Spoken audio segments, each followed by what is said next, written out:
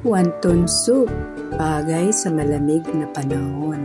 Kunin mo na ang basket mo at bumili ka na ng rekado sa palengke.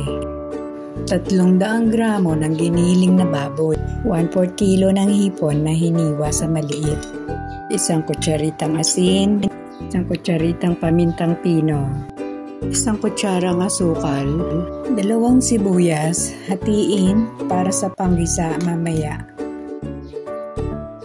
1 buong bawang tinadtad, hatiin para sa 2. 1 kutsarang sesame oil. 1/4 tasa ng dahon ng sibuyas. 1 buong itlog. At haluin siyang mabuti.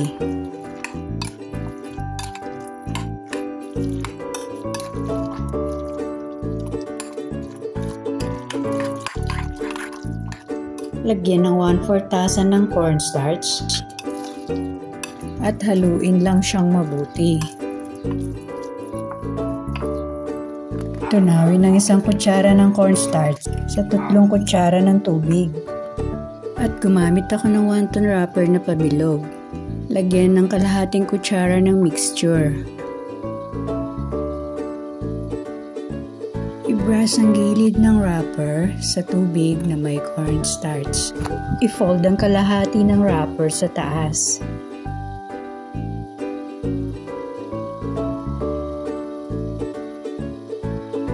Diin ng mabuti para hindi bumukas mamaya sa pagluto. Ulitin lamang ang proseso nito. O di ba napakadaling gawin? Huwag kalimutang mag-like, share, and subscribe sa hindi pa nakasubscribe. Pindutin ang notification bell para maabisuhan ng susunod pang mga video. Balot na silang lahat at pwede na tayong maggisa. 3 kutsarang mantika, isunod ang bawang na natira kanina. Ilagay din ang sibuyas na hinati kanina. Maglagay ng 1 litro ng sabaw ng manok o baboy. Takpan at hayaang kumulo. Pagkulo, ilagay ang 1 katamtamang karot na hiniwa sa maliit. At ilagay na rin ang wonton. Lagyan ng 2 kutsarang patis, 1 kutsaritang pamintang pino, asin ayon sa panlasa. Takpan at pakuluan. Pagkulo, lagyan ng kalahating tasa ng gatas kung gusto, pwede ring wala. Dahon ng sibuyas na malaki, hiniwa. Haluin ng dahan-dahan upang hindi manikit sa ibaba ng kasirola. Takpan at pakuluan uli. Pagkulo, pwede na itong iserve.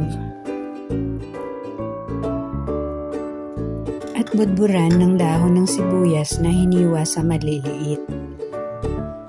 Na-try mo na bang lutuin ito? Kung hindi pa, ito na ang iyong pagkakataon. Kung mahilig ka sa maanghang, bagay dito ang chili garlic paste. So ano pang hinihintay mo? Lutuin mo na to. Kain na! Enjoy!